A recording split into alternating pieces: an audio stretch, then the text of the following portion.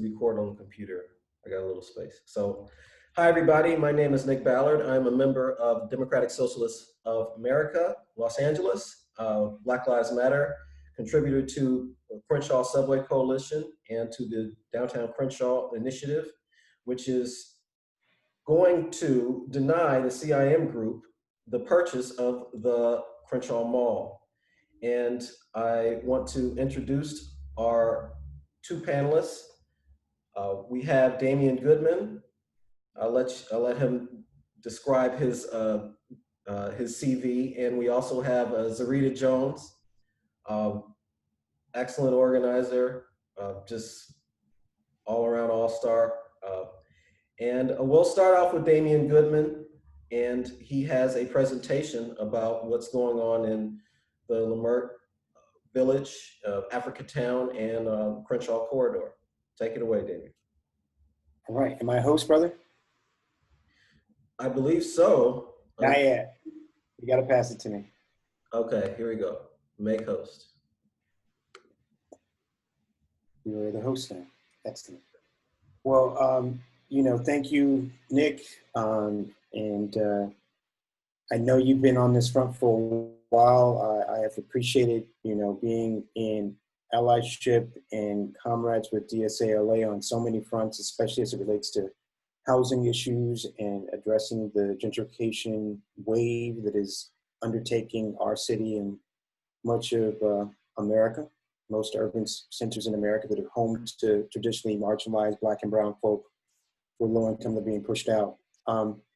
I'm Damien Goodmon. I'm the founder of the Crenshaw Subway Coalition, executive director, and have been operating in that capacity and in the same capacity for our predecessor group, Citizen Campaign that fits the Expo Rail Line now for 14 years. What is a group that began primarily focused on transit justice and simply seeing there to be appropriate mitigations for transit projects when built through our communities, reversing the history of transportation projects built through and not for communities of color, decimating them often in the process, has grown into an effort to lift up the voices and concerns of longtime, mostly low-income Black, primarily Black, but Black and brown residents in this Southwest Los Angeles community, and I would say Black Los Angeles in general, who've been impacted by this wave. And so, you know, leading as a campaign manager at Prop 10 was a highlight of myself, about my career, I guess you would say, and being in multiple spaces nationally, including helping be an organizer for the Emergency Summit on Gentrification of Black Leaders, which took place on King's Day of Sacrifice in 2019. And, you know, honestly, since the Prop 10 campaign ended, which was November 2018, that campaign was to repeal Costa-Hawkins, I and many of the other leaders of Crenshaw Subway Coalition in this community have been kind of focused on having to stop being reactionary, so to speak, being more participatory and not necessarily spectators. And so we've been engaging, we were quiet about it for a minute, but now it's quite public. We've been engaging and spent the bulk of 2019 talking about how we could reclaim land, how we could establish the Liberty Community Land Trust, which is named after one of the major institutions of stability in our community. And I'm sorry for my neighbor's dogs if you can hear them. And we announced that in December 2019. So honestly, if I'm being honest, the bulk of 2020 was supposed to be a lot of community engagement and decision-making on how the Community Land Trust could operate. And then the Crenshaw Mall happened. So I'm gonna go through this as quickly as I can, just to give you a little bit of a basis and framework for why we've been fighting on the front on the Crenshaw Mall, and then where we are as an organization, and potentially where I think many of the folk who are part of DSA-LA and other allies can be helpful. So the Liberty Community Land Trust, of which my vice chair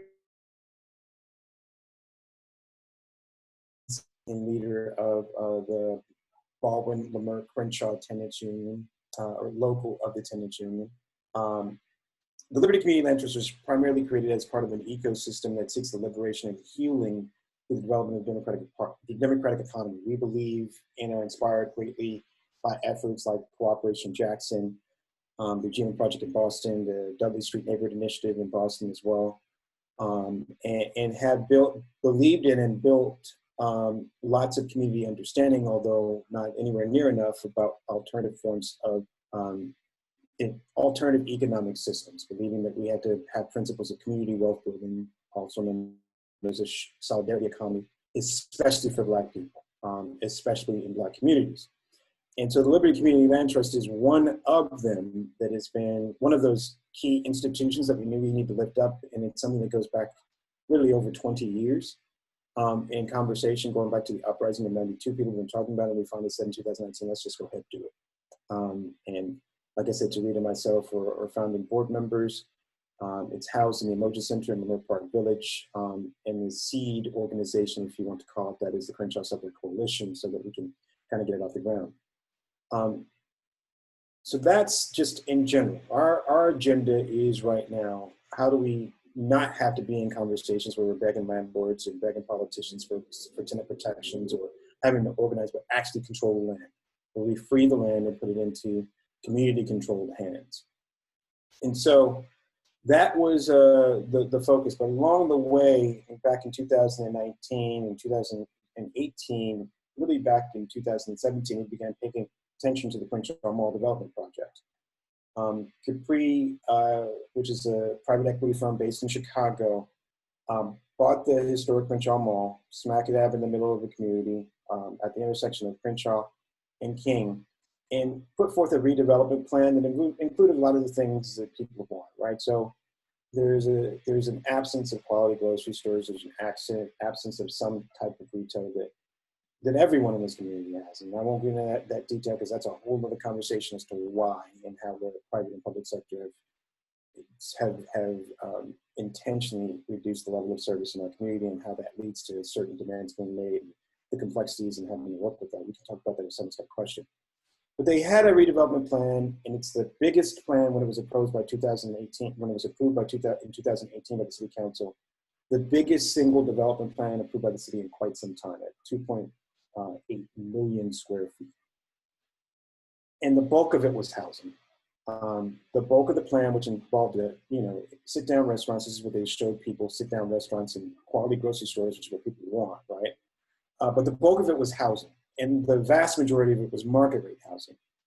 Over 90% of the units were market rate housing. And we have a phrase in the Crenshaw Subway Coalition, it's a call and response. We say market rate, you say not for me, right? City of Los Angeles itself has defined that market rate. To afford a market rate unit, you have to be in a family or individually have $120,000 a year.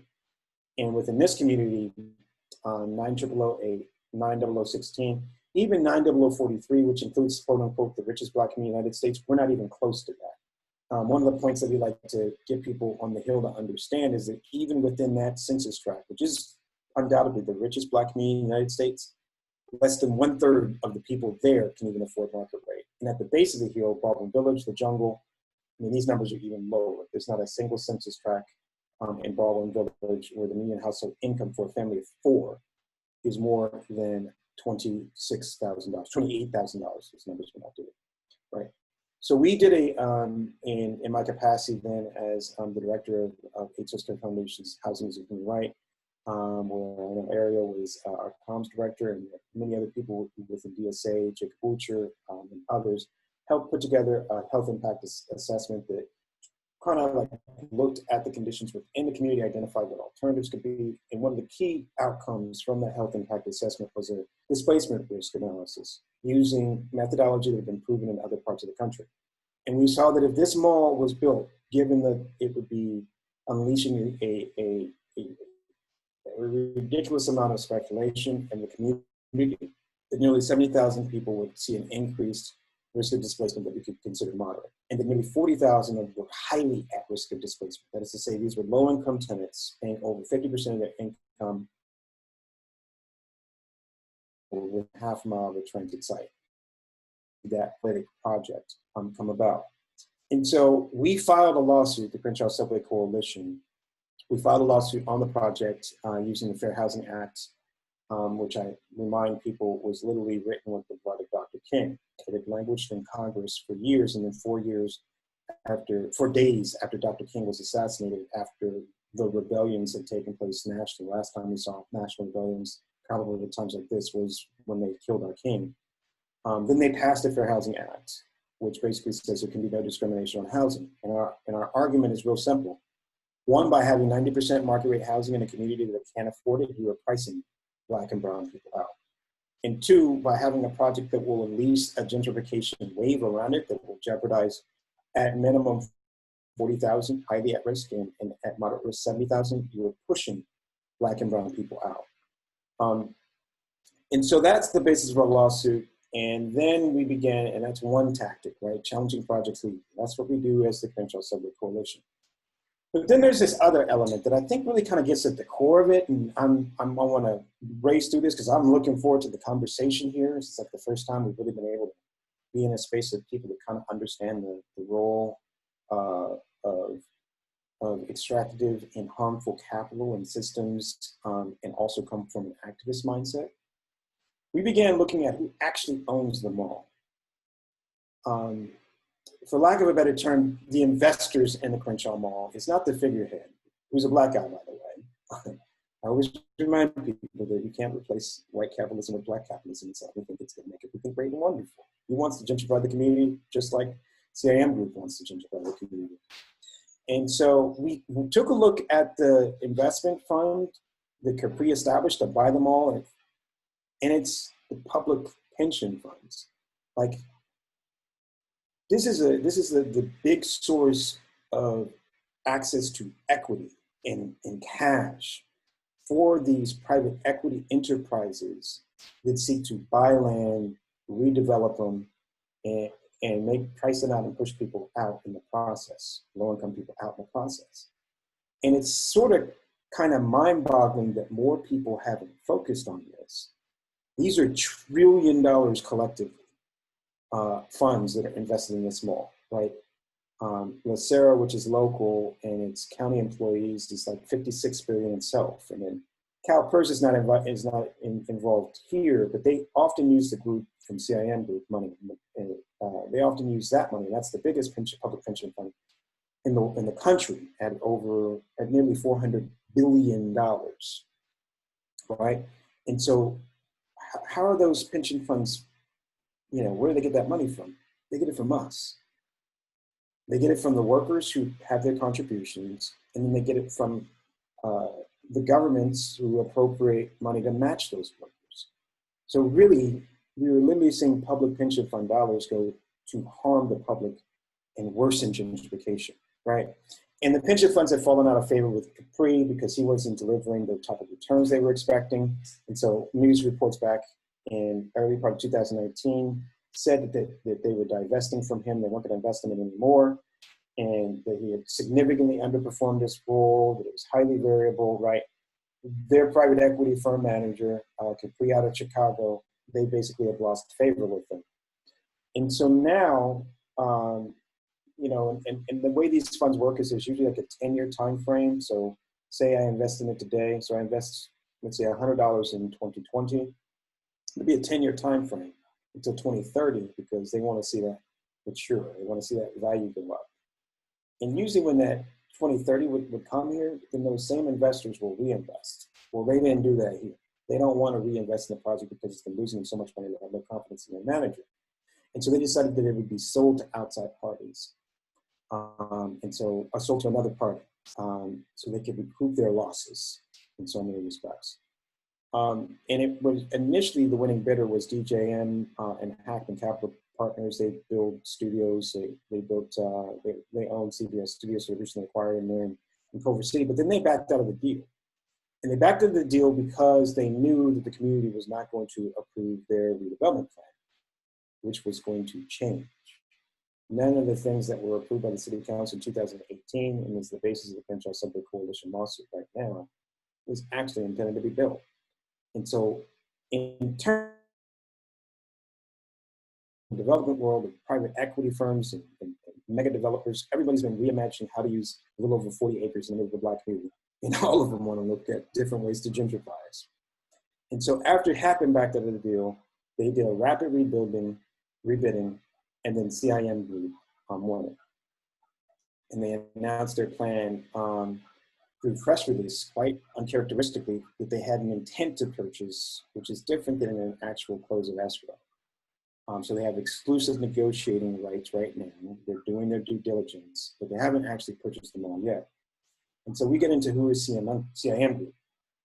And the more you dig, the more ugly this, what do you call it, this maze, this network, this powerful force that is global financial capital becomes. It becomes clear that these are heavyweights, these are big dogs. And I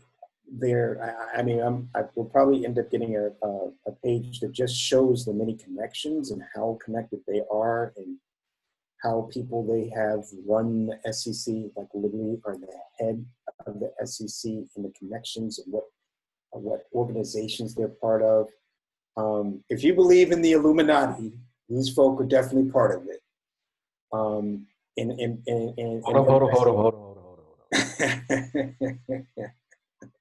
I just said, I don't know any other way of saying it. It's like, you just go down a rabbit hole with CIM Group and the three partners and who they are connected to, and it gets deep. And it's like, it exposes the worst of practices and some of the worst of people who sit on our boards for organization that have good missions, all that BS. But the strongest connection, especially in this time right now, is theirs to Donald Trump. There's been a lot of articles written about this unholy alliance between them and Donald Trump. They've actually bailed out the Trump in their development plans on multiple occasions. And Jared Kushner, who too, from his dad's company, similarly goes into communities of color or quote unquote underperforming, undervalued communities and engages in the most unethical practices. And so the CIM Group, and this is from an article in 2017, and I think this is the Reuters article. Yeah, the Reuters article. They specifically looking at going into quote unquote undervalued urban real estate. And they intentionally engage in the process that they call re-tenanting. And they target transitioning communities. So they've really been operating in plain sight within West Adams. I mean, all of that change that you've seen, the loss of Black institutions like the Cork and Johnny's Pastrami, that's them. Those are the most prominent losses, but they really bought up a lot of the Adams corridor, some of the Jefferson corridor, and now they're coming down to coming down to Crenshaw. And this is their business model. Go into gentrifying communities, accelerate gentrification, and generate returns for their pension funds and their investors and themselves. They are quite rich, collectively probably over $10 billion, the co-founders are worth. And so we've been saying in the community that this is 1492. Christopher Columbus has approached the shore. What y'all gonna do? And we've been humbled to see the response so far. And I think it's because they've chosen such an iconic Black home that is the Crenshaw Mall. And they planned and had their intent to turn it into office, basically tech office space, which this is a whole bunch of speculation and pushes out people, right? Given what we've seen happen in the Bay Area. We've seen people speak out largely because they've been so bold. It's bold to even announce the deal before escrow is closing. It's even bolder to basically say, we don't care what these old plans were. We don't really care about whatever you want. We're going to bring in tech office space for your mall. And so, they're deeply tied into the pension fund system in California. I'm racing a little bit so that we can, I can always answer these questions if there are some a little bit later. But we've identified literally over almost 24 different pension funds throughout America and internationally that are investing in this system of racialized oppression and the more violent than taking someone's life at the hand of a gun or a knee on a neck is decimating their community. And I always say in our meetings, just so people can understand it, in what other capacity, in what other place, in what other context can someone go into a community and wipe out and push out tens of thousands of people and not be considered a crime against humanity? And so what are we doing? We said that we're not going to get in this fight between gentrifiers, the CIM group and Capri, and all these other people who are fighting amongst themselves to decide how they can gentrify the last significant concentration of Black people in the city of Los Angeles, and that we were going to build off many of what we had learned in our process over 2019 of trying to reclaim land. We should just go ahead and buy them all ourselves. Not just buy them all, but do it using principles of community wealth building. How do you use this capital that there is significant interest in investing, but do it in a community-centered manner, community-centered and people-focused from top to bottom, from the planning to providing investment opportunities that are not as extractive as the traditional ones, to the businesses that go in. How do we do that? And how do we get the wealth of talent in our community that they've been building? I mean, there's like collectively over 200 years of combined experience in financing and acquiring and developing real estate to get with that program, right? So that this amazing thing could happen. And equally and almost more important, as Zerita has heard me say multiple times at our community land trust meeting, we didn't just announce our intent to buy the mall. We actually announced what we've really been working on for the last year as a Crenshaw Subway Coalition and Liberty Team, which is a neighborhood stabilization fund. We believe that there exists, should we find people that can invest in it, the ability to take, I don't usually say this publicly, but thousands of pieces of land, probably thousands of units of land, and thousands of parcels of land within, for geographic purposes, the second supervisorial district off the speculative market and make them permanently affordable and place them into the Liberty Community Land Trust. That's what we've actually been working on. The mall simply came up and we had this tremendous opportunity to engage in a community-centered planning and development and investment opportunity. We're moving on it. But, you know, if it's not the mall, then it's Dorset Village where Jeff Green is, or it's Crenshaw Crossing where Watt Company is. There's so many projects throughout our city, and even just on the Crenshaw corridor. That's just the Crenshaw corridor. But talk about just South LA, talk about South Central, talk about LA. There's so many projects that seek to just kick us out and push us out. And so we have to find ways in which we're able to take the existing homes of our tenants, existing homes that are that have people that are aging and just are looking at something to sell to that is not, you know, frankly, a flipper or gentrifier, right? And we've been focused on trying to put together that neighborhood stabilization fund and announcing it as part of Downtown Crenshaw so that we have people know that this is not just about owning the mall. It's actually more important that we take the land around the mall off the speculative real estate market so that the people who are part of the planning and part of the development process for the mall are actually able to stay in the community without the heavy hand of unprincipled landlords and withstanding the pressures that are coming from a variety of places from real estate speculation, from the forces of real estate speculation, the global forces of real estate speculation. I'll pause there. I know we're like 5 minutes over as opposed to Nick, but since the brother wasn't here, I figured me and Zerita would split that 7.5. But I'm looking forward to the dialogue and talking about this even more. I didn't give you permission to use somebody else's time. Well, he's not here. I took it. Yes, reclaim the time. Reclaiming my time. It's all good. Who am I making the host now, bro? You can make Zerita the host, but I just want to ask one quick question. And also, you can, to all the attendees, please raise your hand if you'd like to speak live. And then I'll put you on the spot when your turn comes up. You also have the option of posing a question in the Q&A, and in which case you won't be put on the spot to speak live. So pick your poison. I just have one quick question for you, Damien. What is a community land trust? And how can people support the Liberty Community Land Trust? And I was answering one of those questions. So I'm glad you asked that question. Zerita, hit me back with the host again. We have a short video on what a community land trust is. Am I the host now, sister? No worries. I am going to shoot you back that host. Let's see.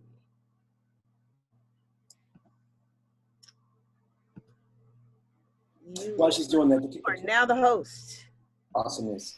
And so a community land trust is primarily an entity that's a combination of the owner tenants or tenants that are in the land that is owned by the structure, the community, and then technical experts who all come together to really define what to do with the land within their jurisdiction, land that's within their control.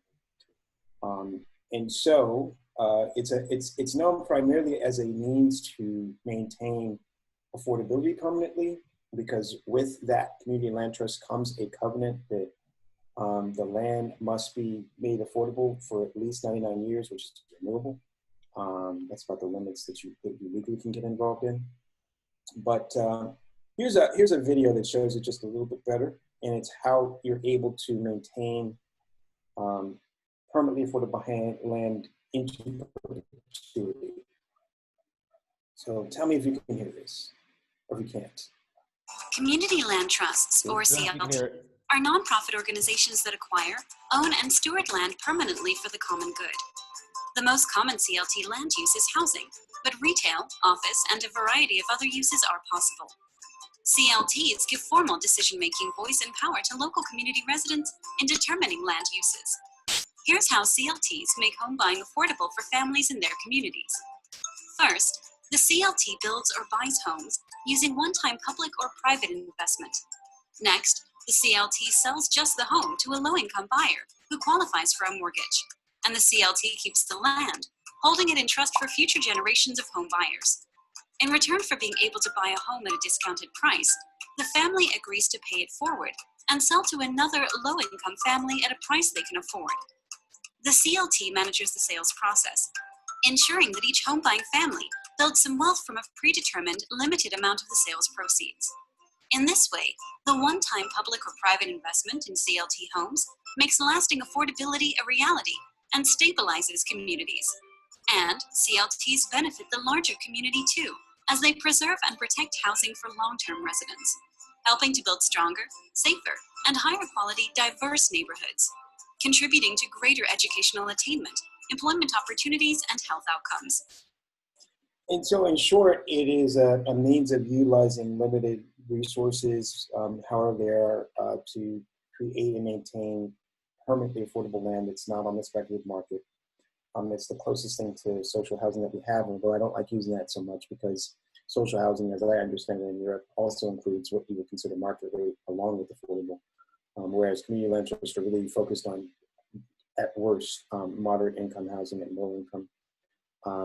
But nonetheless, it seeks to utilize that and have the community involved in the participatory process where they can help decide what type of development takes place on the land that they own. One of the most successful community land trusts is actually, for the largest community land trust, although it was municipally created, is in Burlington, across the state of Vermont, that was established by Bernie Sanders.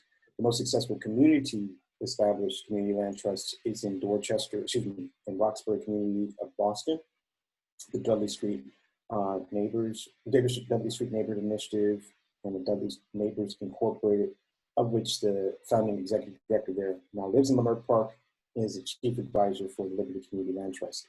One key point I will recognize, I want to lift up, it's not just about home ownership opportunities for low income, it also allows for the ability for things, shared housing structures like limited equity, housing cooperatives that are known as condos for those who don't understand that process, to be under community control. So when you look at the fight that's taking place in Chinatown, a community land trust, if what came with the money that and forgive me, I forget his name, but that horrible landlord who got the tax credits to build the affordable housing, if it was conditioned on him having that development go into community land trust,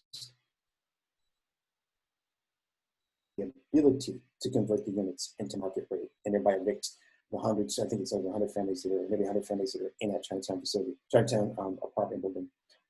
And similarly, our allies at ACE, of which is Zerita Jones, she's the secretary, they're in the reclaiming housing movement. They're in El Sereno, and their goal is to get Caltrans to give those homes to a newly established El Sereno community land trust, so those homes too can be maintained as permanently affordable. Last point on that, the way you maintain that permanent affordability, I mean, and this is real. I'm in Leimert Park right now. Homes in Leimert Park used to go for about $200,000. You could get a good home in Leimert Park for $200,000 in 2020. 2000. Now 2020, they're like minimum 800. And so what a community land trust would say is, no, we're not going to allow that to happen. If you want to sell in 2020, you might have had a 0.5% value increase, maybe 1% value increase annually, so that it can now be affordable to people who it was affordable to in the past, right, back in 2000, maintaining affordability permanently. But we can get into that, more questions if people have questions. Okay, can you answer these two questions real fast, and then we'll get to Zerita. How does a community-centric model function democratically? A variety of ways, and there are a variety of different models with CLTs throughout America. And some are direct memberships. Some have direct memberships from the community, and that is to say, anyone who's in the community can become a member, or anyone who's in the community or has a business or is part of a faith institution or some other civic-minded organization. Others have boards, and typically those boards are appointed by, or all have boards because you're legally required to have a board as a nonprofit. But often those boards are representatives of organizations. So, for example, probably the most prominent community land trust in the state of California right now is Oakland Community Land Trust. They will be, I don't think they finalized the deal, they will be the holder of the land that the moms for housing reclaimed. And their boards composed primarily of people who are appointed from ACE and a few other base building organizations within the community, and they have a strong partnership with those organizations. Others, like the Irvine Community Land Trust, which is right now being the most successful, but it's because they just require every single new affordable housing unit built in Irvine to go into the Community Land Trust. And there's this unique partnership with the Irvine Development Corporation where they have to give up some of their land.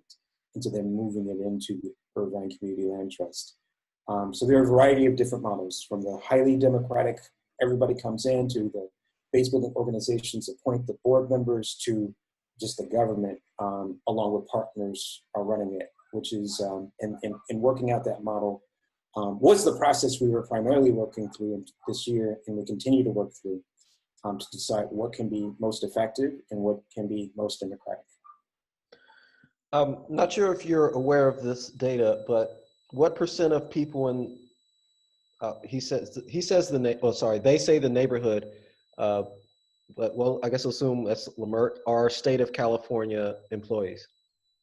I'm sorry.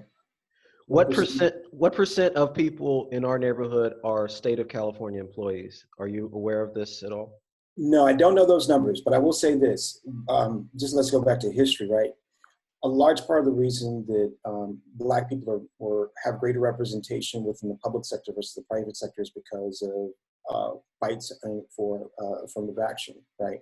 And so a lot of the people, my parents, right, for example, while they could have gone into the private sector, their ability to go up the chain and get good wages and all that jazz were significantly inhibited. And so that's why we have so many teachers and so many city hall employees and sanitation workers. We know it's significantly more. Like the greatest, I'll use as an example, I know that from my background in history working in political campaigns, that the council district with the greatest number of public employees in the city is Council District A, Marquise Harris Dawson, South LA. And so it's not just state, because this is their state. I mean, that's what I'm saying about this maze, right? Within CIM group, you got the city employees, you got the county employees, you got the state employees, you got the UC employees. And this is the piece. This is why we really do believe not only is this a necessary campaign, this is a campaign we can win. Because the second members find out that their money is going into gentrifying their community and pushing out their neighbors and making it unaffordable for folk to come in, I think people are going to raise some hell. Conversations we've already had. And so, like I said, I don't know the percentage, but it's especially in Black communities, it's disproportionately higher than not Black communities because of that history of racial discrimination within the employment sector, where you know, a lot of the retirees, and that's been the method of creating stability, what limited amount it does have within our community. Okay, thank you. Let's see. One more question in the chat, and then we'll get to it. Vanessa Escobar says, I work in the community college system and they use CalPERS as retirement fund. How do you recommend bringing light about inequality and corruption at that level? If their goal equity, and this is happening, is equity, and this is happening in the background, then are they really making the playing field equal? Hit the nail on the head. Well, wouldn't you know, there's a CalPERS meeting coming up this week. They start meeting on Monday. I think the investments committee meeting is on Tuesday. And so what I want to hear from you, Vanessa, is drop me, and I'll put my email in the, put my public email in here, but everybody knows how to get me here. Put my public email in there, and you can go to downtowncrenshaw.com and sign the petition, and mention specifically that you're a public employee and that you know your money is going into these investment vehicles that are being used to gentrify your community.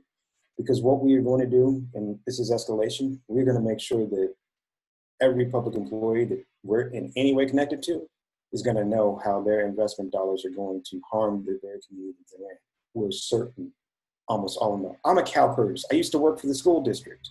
So my money for CalPERS has been going to CIM Group to gentrify my community. I had no clue. They don't like, it's not like they, at the end of the year, they send you the bookmark. These are the gentrifiers, fossil fuel companies, private prisons that we invest in. They don't do that because they want to just continue doing what they've been doing quietly. And we need to make some noise about that. Okay, thank you so much, Damien. I would like to invite Zerita to speak to us about her work, and Zerita, please take it away. Oh, Damien, can you make her the host, please? Yeah. Thank you. So yeah, please, there you go. Thank you very much. I appreciate it. I'm actually going to start out with a short video that kind of launches, I guess, everything that I've done and everything that I've been a part of. So I am going to share my screen at this moment and give you guys a brief view.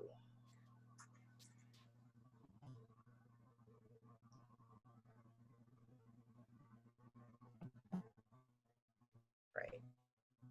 Can everyone see my screen? Now we can. How about yes. now? Yes, we can see it. All right, cool. So it's not showing me what's on my screen. It says your bandwidth is low. Oh, So, let me stop my video, at least for myself, and maybe that'll help. You want to shoot me the links, Zerita, and hit me back, and I can put it in. If you put it in the chat, just give me the host back, and I'll do it for you, sister. All right, here we go. Thank you. Appreciate it. Host back to Damien.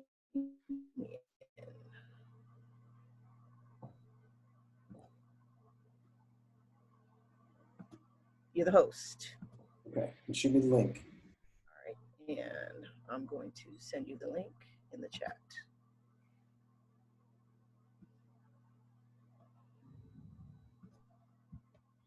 This is a metro. Uh-oh. And it's only one block from my house, actually. I can actually come out. It started on here. Across the street. Sorry about that. I can give it back to you. Well, no, I think your bandwidth is low, but you just send me the link. Send it to you now.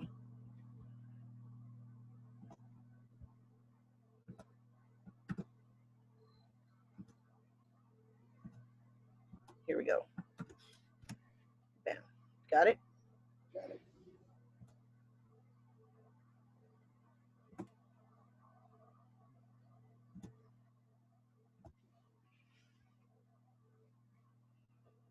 This is the Metro. And it's only one.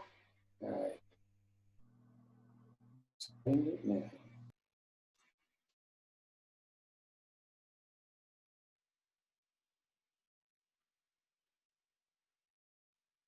Oh, there's a feature where you can have all panelists share their screen. So I'll change it to that, buddy.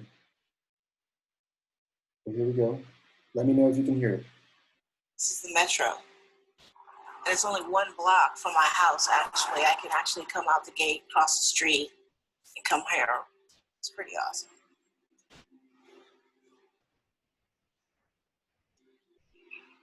In our little corner, there's about 16 units where we all kind of know each other. Hey, Patrick! I loved the area because everything was just so convenient. I ended up moving into the Chesapeake Apartments. Cracking down on gang violence, the LA City Attorney is targeting apartments they say are havens for gang members. The Los Angeles City Attorney filed this nuisance abatement lawsuit against the complex owner. They were saying that the entire complex was full of gangbangers, and I know that's not me, I know that's not my mom, I know it's not the couple across the hall, so where are these people? A lot of times these nuisance abatement lawsuits are used as tools to evict a massive number of tenants and dramatically alter a property or a piece of real estate. They wanted fences that had curved endings that are very eerily similar to the same fences you see around penitentiaries. Then there were rules where they didn't want the kids to play outside anymore. They couldn't kick a ball. Anyone 13 and older had to have an ID, and it had to be photographed. They wanted to evict people because their guests were not accompanied, and they wanted armed security. And I was thinking, absolutely not. I didn't want one of my grandchildren or any of the children on the property to be an accident. The city attorney's office and the defendants, the property owners, had a hearing before the court to argue why they needed a preliminary injunction. And the court actually did grant most of what the city asked for. What the court didn't do was decide the details of that order. So we thought that it might be possible for tenants to take a position about what was going to be in that final order, to say, no, we want a voice. The timeline was extremely crunched between the date of the hearing and the date of intervention. It was about 6 days. We dug in. I don't think we left the office for 36 hours and ran to get in the door by 8:45 so that we could be there before the court issued that February 1st ruling. Just to see the atmosphere in the courtroom, they didn't expect us to be there. They didn't expect us to come. They were surprised, I think it's fair to say, because as far as we know, no tenants groups had ever intervened in one of these lawsuits before. All of the rows of the courtroom were filled with Chesapeake residents. And the court saw that, the party saw that, and the court said, okay, well, let's hold off on entering this injunction because now we need to make sure that the tenants' voices are heard. The fact that we actually won the right to intervene in this lawsuit was just by far mind-blowing. Now that we have a seat at the table, now that we have the opportunity to be heard, we need to voice our opinions on the way we feel about how we're being treated. We were able to say, no armed security. We don't need any more guns in this community. The visitor policy was greatly taken back so that they could have guests, so their grandkids could come and visit and they could go play outside without fear of eviction. We are no longer considered a hotbed of crime. That label was really important to me to have removed. We have really used the opportunity to open the eyes of both parties. And it sent a really powerful message to the city, to the defendants, and to tenants across LA. And so you can make the difference. You can be the change that you want to see. But it takes you to do it. And in partnership with Legal Aid, of course, but it takes you to do it.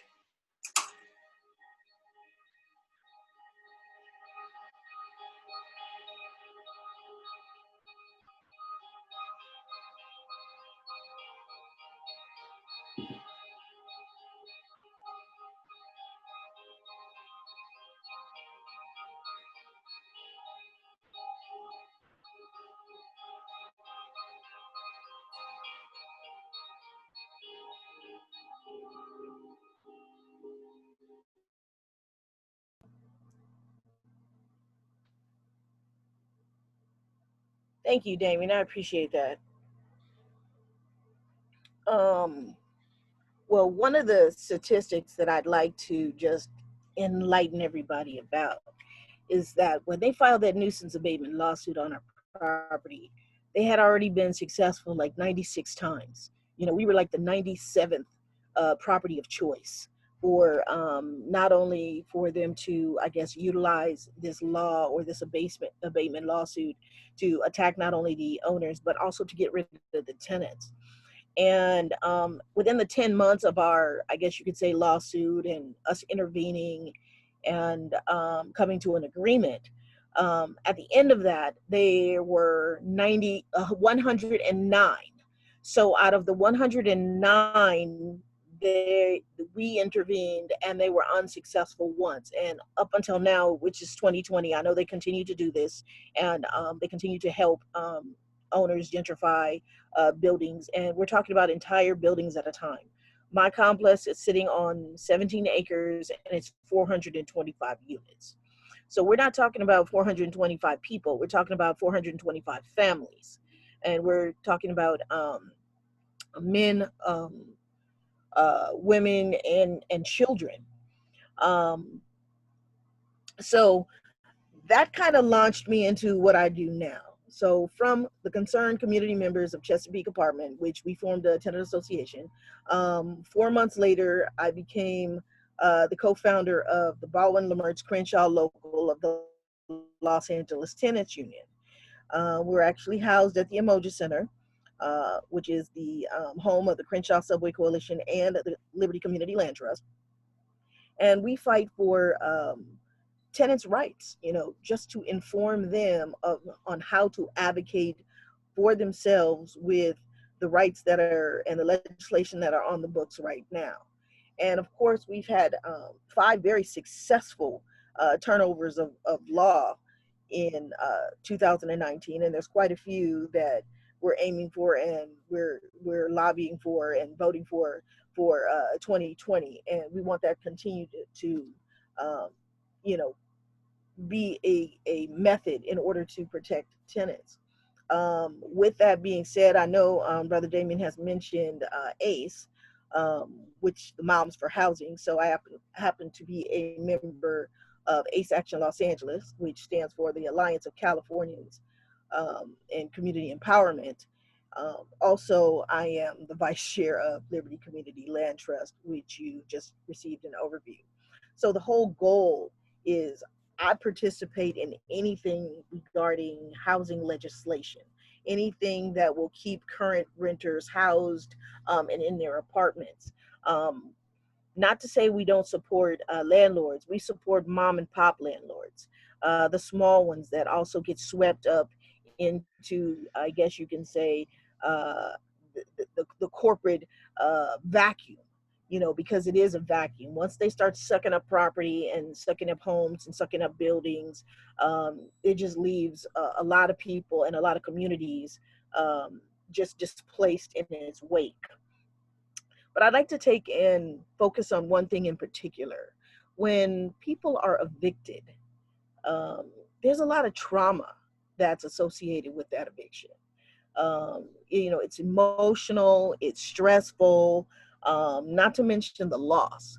You know, there's an emotional loss that you have and also a physical loss of your possessions that people go through when they've been evicted, especially if they're wrongfully evicted, or there was an illegal eviction, or there was an eviction that took place because they didn't know how to answer the court documents properly, or how to protect themselves, or where to seek help in the limited amount of time that they were given.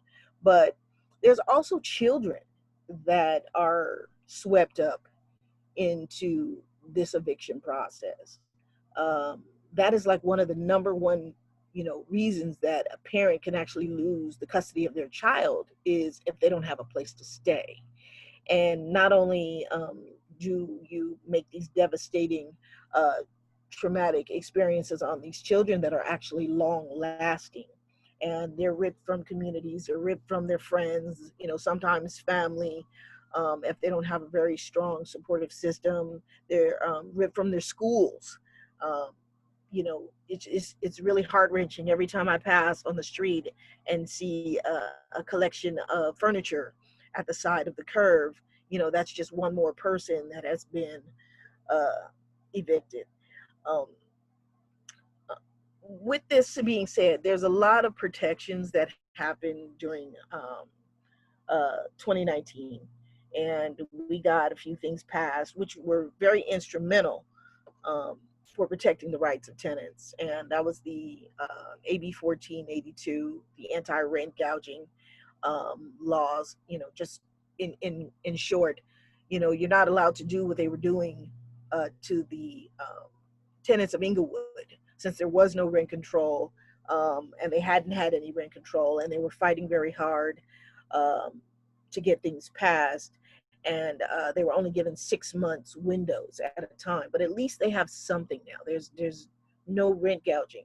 And then also it was partnered along with the no fault evictions.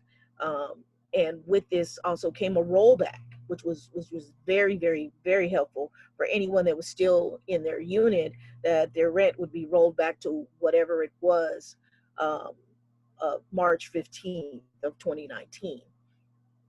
Then we have the discrimination on housing and, you know, for your source of income. This protects our Section 8 tenants, and now it is illegal to discriminate just because a person has a Section 8 voucher and they want to rent a unit. We also have the private right to action. So even during this protection of COVID-19, that if a person that is renting a unit and they're unable to pay during this this state of emergency, they actually have a right to sue the landlord if they're served with an eviction notice. Not to mention how many illegal evictions are currently happening all over the city with the help of the police. As a matter of fact, courts are actually closed. They cannot be processed, but yet and still I get calls daily on a landlord that has taken it upon himself to go into a person's apartment, remove their things, set them outside. They've gone as far as to rent a truck to put their things in, just to get rid of them. Also, we have the new law that we're trying to gear up now, that we know that as soon as this COVID is over, there's going to be what everyone has been calling a tsunami of evictions. So we do have the right to counsel that has been passed, and they're trying to implement a way to get help to all of the people that are going to be swept up into these eviction filings because they couldn't pay their rent during this emergency. So I don't know at this particular point in time. We as organizers, we are getting all together, whether it be ACE, whether it be BASTA, whether it be EDN, which is the Eviction Defense Network, the lawyers, the organizers are all trying to find a way that we can get a handle on what's about to happen and get geared up and make sure that the tenants know their rights. They get into these training courses, they take these workshops, and they're armed with the knowledge, because knowledge is the key. Not only unity is the key, but knowledge is the key in order to win the fight that, you know, we all are going to be faced with. And unfortunately to say, some of these protections that are put in place, it just seems as though that when laws change, if the tenant is in favor, owners and especially the corporate landlords, they go ballistic. As long as the laws that are in their favor, that's fine. They will even push the law in order to get their way. But the tenants, when we finally get just a little edgeway, just a little bit of protection, just a little bit of breathing space, it tends to send them over the edge, you know. So I continue the work, and you know, my point is short, but if there are any questions, I would love to answer them. And I'd like to tie in the fact that that's one of the reasons why a community land trust is so very important. We need to remove the commodification of our land in our communities, so we won't be the targets. we need to make sure that it is affordable and they stay affordable. And when it comes down to fighting the fight and participating in those battles, we all have to stand and be accounted for, have our words heard, fill out those petitions, and respond, just to make sure that we stand as one, especially when they're trying to get rid of all of us. Thank you so much, Zerita. Actually, we have some questions that, Sure. well, I had some questions, and one of the questions that Julia Wallace posed ties in with what I wanted to ask. She says that she's a member of Inglewood Tenants Union, and in a month or two, the COVID moratoriums on, I guess, rent increases or even rent collection, well, probably not rent collection. Right. Well, the COVID moratoriums will expire. Do you have strategies on how we can fight that wave of trauma? Well, actually, just so you know, there's a Right to Counsel coalition at this moment, and we are meeting twice a week to figure out exactly what the method is that we're going to utilize to make sure this happens. I'm the community organizer, but I definitely have a lot of legal experience on my team. And when I say that we're getting together, we're talking about the Legal Aid Foundation is on board. The Eviction Defense Network is on board. BASTA is on board. And there's quite a few others. And so we're all going through training right now and arming ourselves. So when this tsunami hits, and you can rightfully call it a tsunami, that we will be ready. We are putting 800 numbers in place. We're putting websites in place that will filter you directly through to the training and directly through to an attorney. Right. Thank you. One of my questions is, how have projects like the Metro Line and other developments like what's being proposed at the Crenshaw Mall and what the CIM group and other developments, how has that affected South LA and your neighborhood and tenant organizing or tenants' rights or housing in general in your experience? Well, I can honestly say that I was really concentrating on just informing the tenants of their rights to make sure that they can advocate for themselves, and if there are, habitability issues, who to call, how to maintain, communication with the inspectors, gather this paperwork to prove things that the attorneys would want. But I ran into a young man when I was lobbying in Sacramento earlier this year, and he happened to be part of the Metro. And we were on the same lobbying team regarding the law SB 50. And he mentioned that the Metro actually had a 20% decrease in ridership. And we were trying to figure out, well, how is that possible? Well, with all of the organizers that were there and the data that he had, we realized that when they're building these luxury apartment complexes right on top Metro land, the people that are actually living there are not the ones riding the Metro. So you might have taken and decided to remove some low-income housing from a particular area because you thought this project was going to be wonderful, and the people here in your grandiose ideas are going to utilize this property and live here and use the Metro, and you're going to have your happy utopia. Well, in essence, you just removed the people that were low income that needed to use the Metro on a regular basis, and they're gone. Two, the majority of these luxury units that you're putting on top of these properties are anywhere between 62 to 82% empty. So you're not getting the tenants that you think that you were going to have. And to be perfectly honest, we came to the conclusion that if a person needed to make $120,000 in order to rent one of these units sitting on top of this wonderful Metro land, that we're not going to use the metro.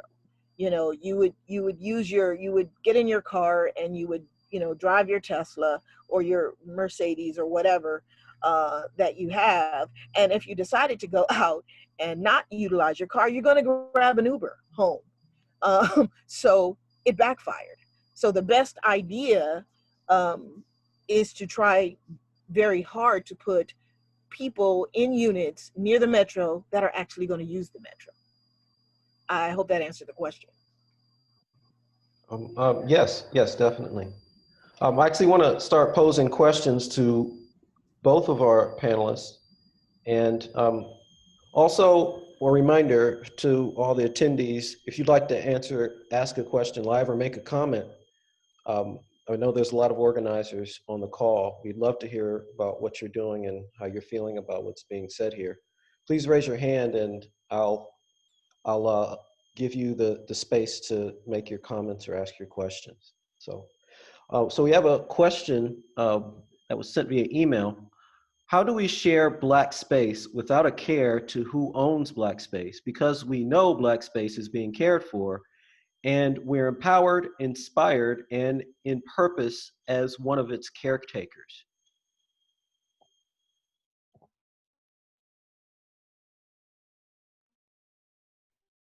Did y'all get that? What do I think? Go ahead. Me? Yes. Well, so I got to read that again. Hold on.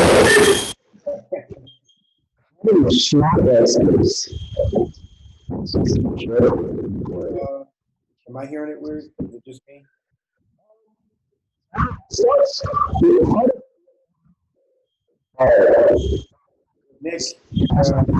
Nick, your audio's weird. How is it? Is it better? Yes. Better. So what I'd like to say to that is, first of all, we have to make sure people, especially people in power, people who have a lot of influence,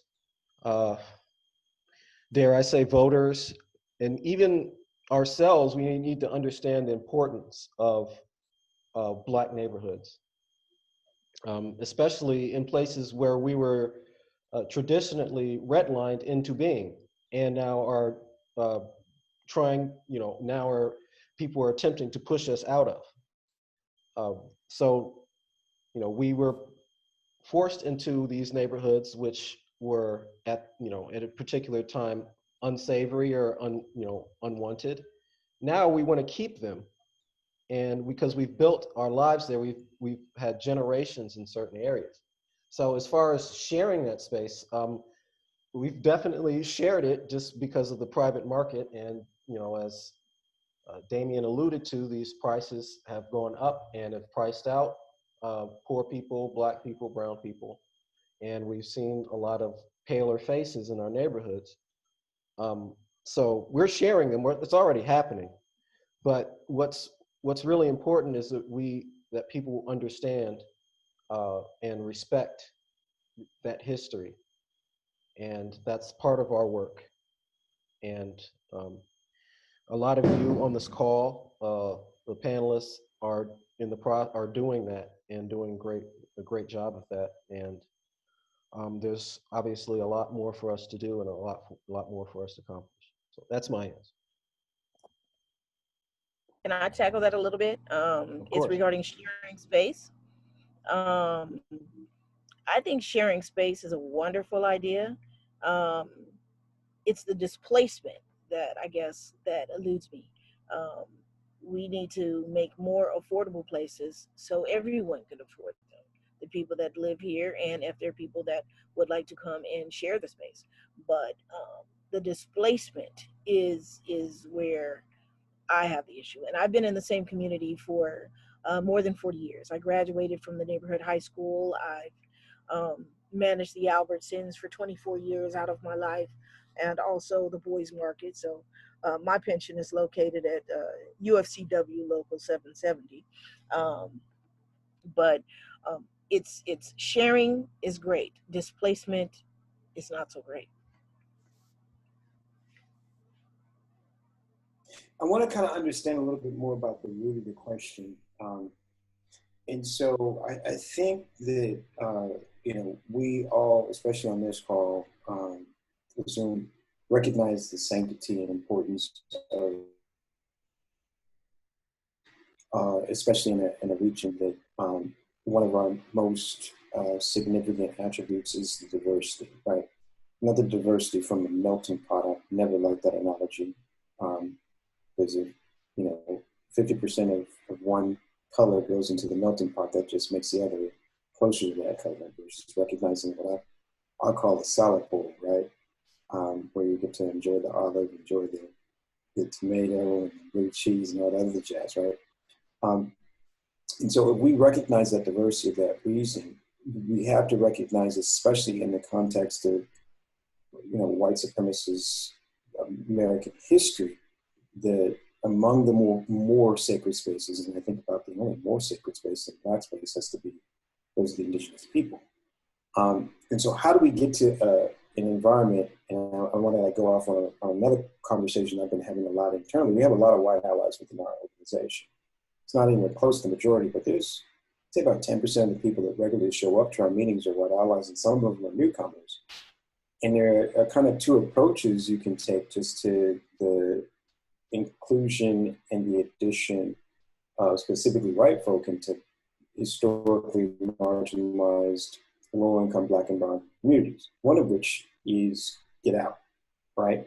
You're here and you're bringing some other things with it, right? This is not like desegregation in the past where Black people were moving into communities lacking opportunity. It's the exact opposite, where the addition of capital in the form of techies and whatnot is leading to Black and brown and other marginalized people being pushed into places that limit their economic mobility and have them in an environment where the outcomes are worse, right? What we've kind of like taken the approach, and I'm looking actually forward to maybe to White People for Black Lives and some of the key white allies that we have in our group, is to say, you're here, okay, so what are you doing to make sure that your Black and brown neighbors are stable in their housing and that their kids or their family members can actually come to this community without having to compete, for lack of a better term, with your kids, right? How do we get those that have some privilege and have, just given the way in which the society is set up, a voice that is often heard when others are not, right? Absent literally needing to shut down and burn down stuff. How do we get those to operate? And it's a process we're going through, I think, just even conceptually talking about it, because I don't think we've like kind of figured it out. And I'm you know, really intentional about making sure that people that have privilege or access to resources use them, but use them in a manner that recognizes, like in LA, the median household income for a family of four for a Black family is under $40,000. In some counties, it's under $30,000, right? And it's been that way for a very long time. So how do we make sure their housing is stable? How do we make sure that they actually have job opportunities in companies that they ideally own, or at the very least don't get owned, if it can't be a worker-owned cooperative, right? To where their labor is not regularly exploited, and they're just at best on the I forget what it's called, that circle that the hamster just goes on, staying in the cycle of poverty, right? How do we share the wealth? How do we get engaged as community? And I'll say, just ending with that, like, I've always seen that when given the choice in a room of people who don't even understand these more democratic economy principles and these more solidarity economy principles and this concept of maintaining Black space, that just introducing it and beginning the dialogue, that there's a lot more support for it than we can ever see. And I just think we have lacked to having the capacity and resources to really, for lack of a better term, market it the same way that, you know, capitalism is on market every time, every day, and every second, through all kinds of imagery. I think people will buy into that. And I think that's what we really want to accomplish through liberty, to get people understanding that this can be done a better way, and that the ways that have been operating so far at best disadvantaged a fortunate few, but not even that many few, right? So, yeah. So speaking of Liberty CLT, does the Land Trust have any intentions of bringing in indigenous folks, especially representing the Tongva Nation, given that the whole question of land ownership starts with the theft of native lands? Absolutely. I mean, we've actually said that we were Black-led but marginalized people focused. And I think that many CLTs have had that conversation as to how do we bring in our indigenous neighbors and brothers. And, you know, I actually say it all the time when we talk about reparations and land. I said, okay, give us the money, but we have to establish our lease agreements with our indigenous neighbors, our indigenous peoples. And we get first rights after we establish that agreement. Right now, it is our intention to be Black-led, but not solely Black-focused. And even within the board, there are non-Black folk. And this is the founding board.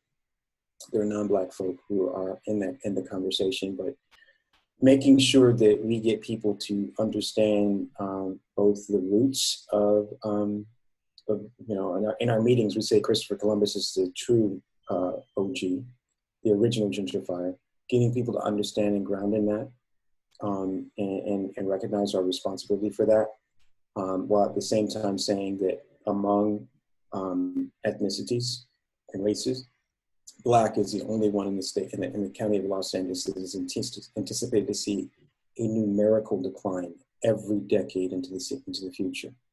While the percentages change, right?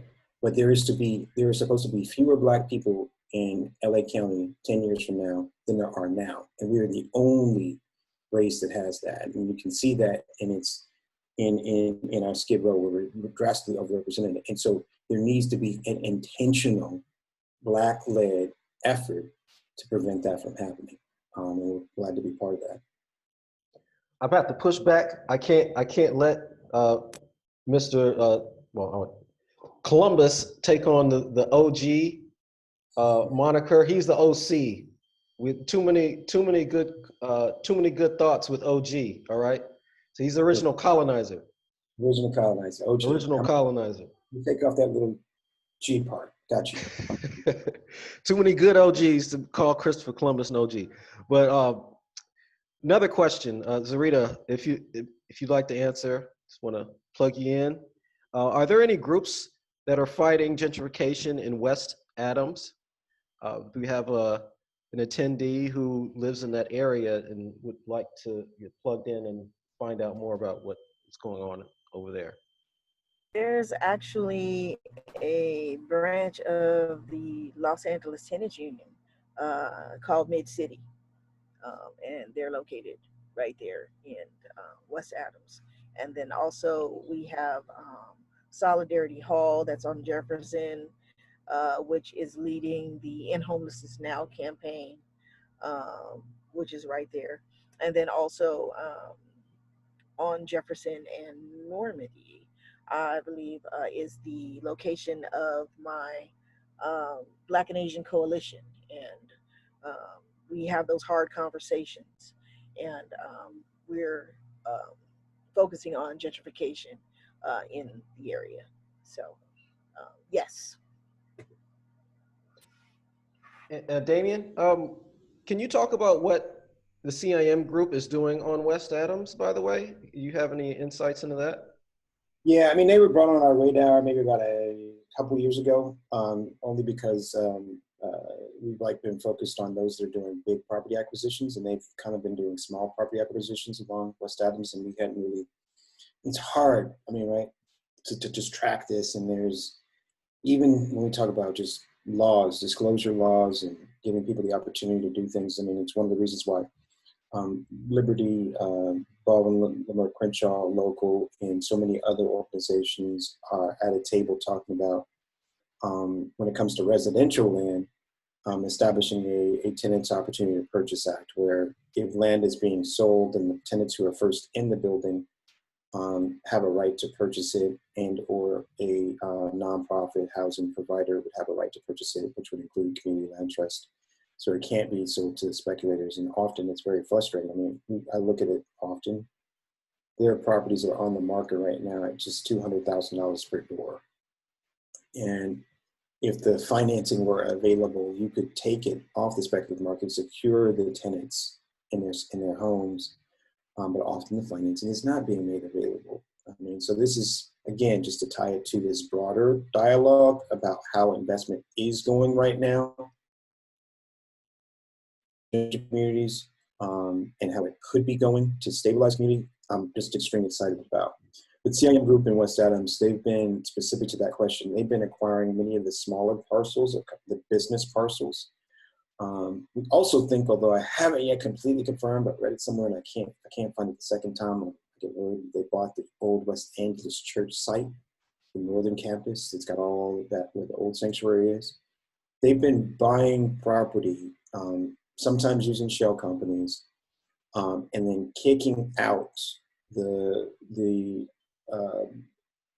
businesses of people owned by people of color, and bringing in the process they call retenanting, the more higher paying renters. And so that's not new, that's not different. The tactics they use though, I mean, we know that there are business owners who are also property owners who they launch, baseless nuisance abatement cases against. They just begin harassing them, and they claim they're entering partnerships and they back out. I mean, they are the worst of they are colonizers, and they are as bad as you can imagine them. And I say this obviously with not an anti-Semitic thought in it, but they're Israeli soldiers. They got that mindset. 2 of the 3 partners are former Israeli soldiers, and they got that mindset of trying to further this settler nation in this community and not really giving a damn what people think about it while they're doing it. And they did that in Venice.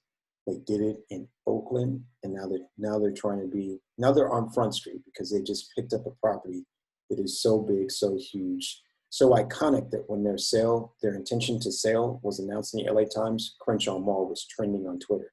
So we have the makings of a powerful campaign here, and I really hope everyone goes to downtowncrenshaw.com, signs that petition as an individual. I see Taji talked about what can the API community do. Seeing that petition not just signed by Black people and not just by what we would consider the traditional allies, but signed by everybody and signed by all communities, can send quite a powerful message. And the other piece that we say about the petition, it is a national and even international petition, because the pension funds that are funding CIM are across the country. They're even in Canada. And then another entity, Deutsche Bank subsidiary, is actually controlling the Sarah Mall, is all the way in Germany, right? So there's a lot that can and must be done. All right, I just put a message in the chat. If you'd like to talk about anything that we've talked about here, or have a comment, or talk about what you're doing, please raise your hand. We'd love to hear from you. So another question we have is, do you think occupying space near Crenshaw Mall would be a good tactic? Like building an autonomous zone, shout out to Chaz, to show community power? Or is that too dangerous or unnecessary? Talk to me about what that would mean. I mean, we can bring them up if they want. I hope I'm saying this correctly. Kamaria, if you'd like to speak about it, let me know, and I'll feed you in. But I thought about this too. What would it look like for us to hop that fence, or those fences they put around the mall? We'd have to bust some glass and just, take it over. I mean, it would. Whether the cops are going to show up, what type of force they're going to use, or, we have say we have some demands when we plan real well, we can, take the moral high ground. And I'm just curious, what would that look like? Because I'm curious about that as well. Yeah, I wonder about what that would look like. But let's be clear. There's a long history of land reclamation, housing rights advancement, that includes those very tactics. And some of them are actually on display right now in El Sereno, right? Just taking our houseless neighbors and taking up shop, right? And I think that, you know, we're in a moment where we do have to think radically, especially the young folk out there. Ain't about just doing our police permitted marches and sit down conversations with our ties on with blah, blah, blah with the elected officials. They're willing because they've seen the limitations of it. Despite 7 years literally exclaiming Black Lives Matter, we're still getting lynched on public TV, right? And so I think in general, as Nick knows and Zerita as well, I'm not one big to talk about strategy publicly. But I think there are a variety of strategic things that we will have to do to beat back these very powerful, very connected, connected to the white supremacists and the White House company, CIN group, and these multi-trillion, with a T, dollar public pension funds that are across the country and in Canada. And by any means necessary, we're gonna fight this. This is the last significant concentration of Black people in the city of Los Angeles. We ain't letting it go down. And I know that makes some of the more business-friendly people that we're in coalition with to acquire them all a little unsettled, but we ain't gonna stop changing what we've been doing. We've been doing this for 15 years, so let's roll. Right. We're not gonna do anything illegal or destroy any property. We promise. We promise. And Brandon points out that any cops can log off right now, please. Bye. Zerita, did you want to say anything? I'm just chuckling. I never condone the destruction of personal property, but one of the methods that we utilize often with the Los Angeles Tenants Union, and it's one of those things where if the owner or landlord decides they want to evict or illegally evict families, we'll show up at your house. So we'll show up at your house, we'll show up at your church, we'll show up at your job, your place of business, to let everyone around you know what a scumbag you are. So, you know, showing up to me is very important. Showing up in numbers, unity is incredibly important. And I would not be surprised if the people in our community, you know, showed up in numbers at our mall to let them know that it's our mall. And we would appreciate if they would lose interest in it and go away. Perfect, Okay. perfect, sister. She tossed the softball. Mm-hmm. This Friday, our Juneteenth, and we haven't even put it out there, so y'all are gonna be the first to know publicly. We're making an announcement here, Nick. Exclusive. We're having our the Black Lives Matter Los Angeles. And this is funny because I had somebody, why hasn't Crenshaw Subway Coalition made a statement? Akilia and Melina are on our board and Jen is part of our leadership circle. The statement of Black Lives Matter LA on this is the statement of Crenshaw Subway Coalition, effectively. Nonetheless, Black Lives Matter Los Angeles, Crenshaw Subway Coalition, the Downtown Crenshaw team, along with the Baldwin Leimert Crenshaw local, the Tenants Union, are leading a caravan and march. Beginning at Obama and King at 2 p.m. on Juneteenth, specifically to talk about the importance of maintaining this space and this place in our community. I forget exactly what the language is, but exactly what we're calling it. They're literally working on the flyer right now. But look for that flyer, come out. If you're sick, stay at home, bring your mask. Make some noise, and then afterwards, after we do it, after we start at 2 and we have our little program at some points in the route, There's going to be a Juneteenth celebration in Leimert Park Village thereafter.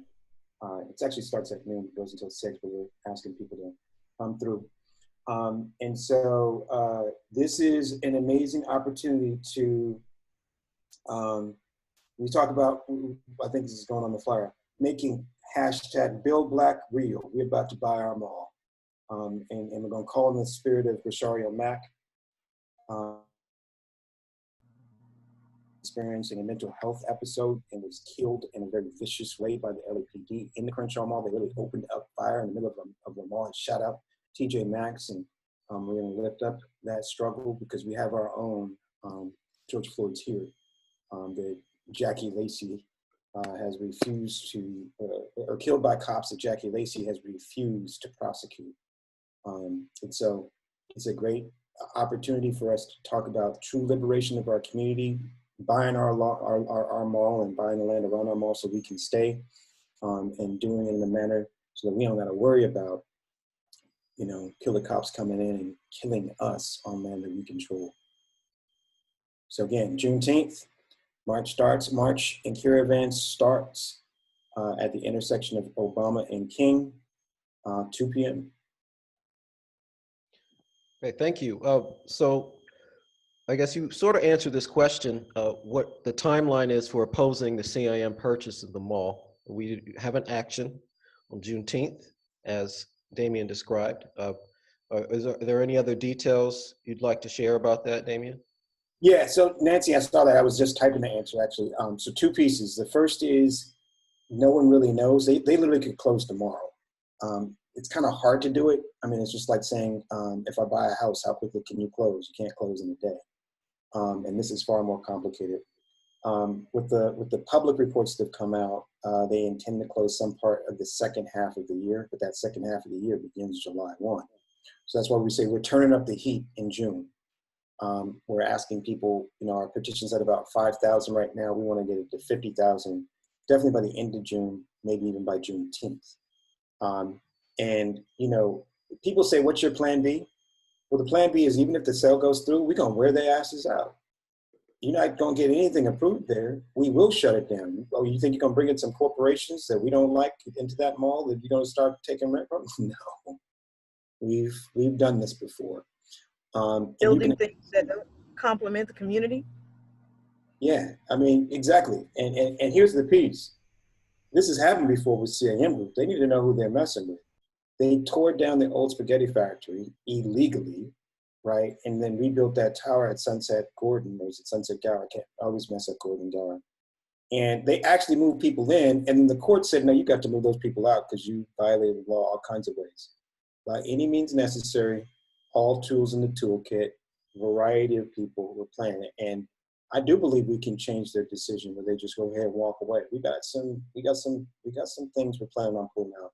I can guarantee you they've never had anyone start calling their investors saying, what are you doing? Let alone at a very sensitive time like this. What are you doing to this Black community? Okay. Yes, sir. Yes, sir. So, got another question in the Q&A pane. So, will World Stage be part of Juneteenth? I know that they're doing several things in Leimert Park Village that day, and I'm almost certain World Stage is part of the action. Pray for the Hood is the IG follow done by a young brother by the name of Sid Seb. And he's helping coordinate that with a few of the other stakeholders in Crenshaw Subway Coalition through our emergency centers in support of those actions. And yeah, World Stage is almost always doing something on Juneteenth, probably Barbara Morrison too, a jazz legend of itself. We want people, yes, to enjoy and celebrate, but also take action. Take action, come to that rally at 2 p.m. surrounding Obama and King. I think y'all can combine to answer this question. Who are the worst gentrifiers, like say the top 10 worst offenders? You know, whether it's corporations, fossil fuel companies, people, politicians. I mean, I know y'all have some people on the top of your head. First thing comes to mind is Blackstone for me. That would be the same for me. Invitation right. Homes, Air You said invitation homes? Yeah. Okay. So here's the thing. 95% of the real estate industry is banking on gentrification and making a lot of money off of it. And, you know, I always deal with this. I mean, there are some bigger entities like Blackstone's a multi-billion-dollar global private equity investment company, right? But often it's also people at the ground level who are just knocking on grandmama's door with the banks who aren't necessarily seeing we're putting pressure on distressed homeowners, the banks that are giving the loans to the flippers who buy the apartment buildings, and literally in their loan documents, I kid you not, they show that the rents are going to increase like threefold relative to what they're going to be now in a rent controlled building. So it's like so clear what you're going to do.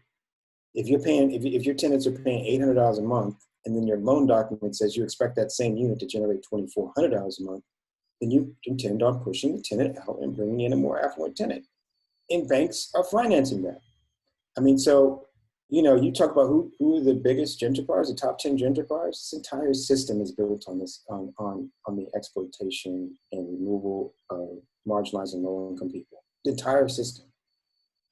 Your pension funds, which are the biggest investment operations in the country, and in many cases in the world, are participants in this. Every bank, there's only some that are worse than others.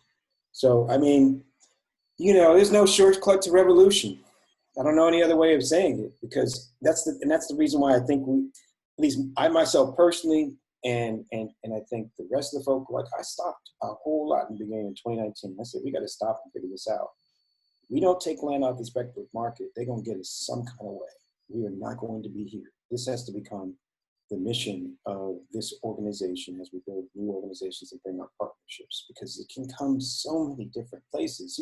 You can name all the politicians, they just change seats. They're just different degrees of horrible on this issue. We got to have some community controlled land and some people power. There's no substitute for an organized, informed, and active community. And that's about the only way we really push back against this stuff. All right, so I'm gonna make this the last question, and I've invited y'all multiple times to raise your hand and speak, but y'all wanna be shy. So it's gonna be the last question. I mean, I can call some people out. I'm seeing names, some familiar names in this attendees list. Well, I'm gonna be nice today. I'm gonna be nice today. So last question, what can the people, the good people on this call do to help? How can they be volunteers? How can they be allies? How can they get this liberation? Zerita, you got a pitch. Always. If you're not part of an organization, join one. If you are part of one organization, join 2, 3, even like myself, 5. Sign those petitions that are out there. We're trying to get our numbers up. And then after you sign your petition, please spread it out to the people that you know. Call them, make sure they've spread it out, and spread it out to the people that they know. Because we're trying to get as many people in on the movements as we possibly can. Unity is the key. Hearing from the community, which is something that they've always skipped us when it came down to doing whatever it is that they want to do. So this is an opportunity to get your voice heard, to get your neighbors' voices heard, your family members' voices heard. We've strategically asked questions on these petitions because we want to know. We want to know how you feel. We want you to participate. We don't want to do it the way that they've done it. It hasn't worked for us. We need to do it a different way. Damien, is there anything that you would want to add to that? I would say they got to join the tennis union. Come on, sister. Oh yeah, I put that in the chat. Yeah, definitely. We need as many people volunteering as we possibly can. And we take a host of things. Even people that are just willing to join the tenants union and spread the word on their Twitter, on their Instagram, on their Facebook page. We need everybody. We need all hands on deck, all hands, all feet, all mouths, everything on deck. And I see we have allies in the Inglewood, Lenox area. There, if you don't have a tenant organization for your complex, create one. If there is not a tenants union for your city, create one. I know that the LA Tenants Union has helped that on multiplication, including I think the Inglewood, Lenox Tenants Union. Just found out there's a tenants union in Compton. I'm loving that. Right, building people. Beginning at Any the base, resources, any know-hows, ask. I'll put my email in the chat. If you just want to know how to form a tenant union, a tenant association, if you want some materials for renters' rights, just ask. And Zerita knows I do this. I got to push back on the join 5 organizations. You can join 5 organizations, but really invest in a lot of work. It's a lot of work. I'm always Zerita, which meeting you at? I'm like, I'm looking at my schedule today. I'm like, someone's like, how you gonna do time for this? Help lead within your community. On our specific issue, downtowncrenshaw.com is the effort around the mall. Liberty Community Land Trust, that's libertyclt.org. There is a form, I'll put that in the chat right now, libertyclt.org. There's a form up there for people that want to get involved. And it might just be, I got $1,000 and I want to invest in this some kind of way, to the point of I've got some real estate experience and I want to help out, to the point of I'm in a building, I know my landlord wants to sell, how can we work together, right? We want to be all about that. Crenshaw Subway Coalition, CrenshawSubway.org, we've always been engaged and involved in these COVID-19 times. We're at about 1 meeting a week that we're doing. Our next meeting is going to be at 6:30 p.m. tomorrow. It's going to be an action meeting focusing on getting the people out, making our voices heard for Juneteenth. And that'll be announced on the Downtown Crenshaw website, the Zoom information. Yeah, this is a time now, right? I mean, if the system was ever on its knees, and if we're seeing things move that we never even thought of before, defunding the police in Minneapolis, significant cuts in resources and the advancement of policy that we thought would literally take years to move are moving now. So if you ain't involved, and I know people here are, because you participated in a Sunday afternoon here, get involved. And I just want to thank Nick and Melissa and the many others that are here building this Black-centered and Black-focused conversation within DSA-LA. I like to say I was a Democratic Socialist before most of y'all even knew who Bernie Sanders was. Pretty much, yeah. When I started to hear about Dr. King's vision of what Democratic Socialism was. So there's a long history. Akili, who's one of the leaders lead organizers of BLM-LA, the chair of the Liberty Community Land Trust, and on the board of Crenshaw Subway Coalition. He's in many spaces, much like Zerita. He's the OG. He's a true OG. He's a true OG. He likes to remind people that he was on the DSA national committee or whatever that structure was back in the 70s. And so, there's a lot of history here. There's a wealth of information, and I'm excited about what y'all are doing. And want to be able to participate, and when we can open back up, be happy to welcome you all to the Emergence Center, as we've had. Nick facilitated conversations about what Black socialism is, Black socialism versus Black capitalism. Can't replace your masters. Can't just replace a white master with a Black master and call that liberation. But all of that, and let's continue this dialogue. Absolutely. Absolutely. I want to thank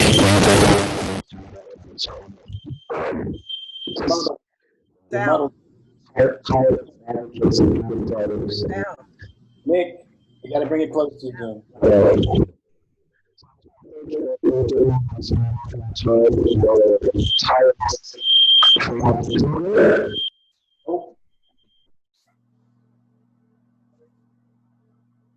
Better?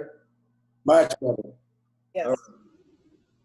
All right, well, I guess it failed at the right time. We're all dipping out, but I just want to thank you, Zerita and Damien, for your time. I know you are tireless advocates, freedom fighters, and just thank you again, and thanks to everybody who's showed up. And this is great. We got to do it more often, and we got to get active. So please look up all the links that were posted. And will it be available after? I did record it. I guess I'll look at the recording and see, talk to people about how to post it. So yeah, we'll get it. We'll get it out to y'all, make it available. But thank you again, and have a great Sunday.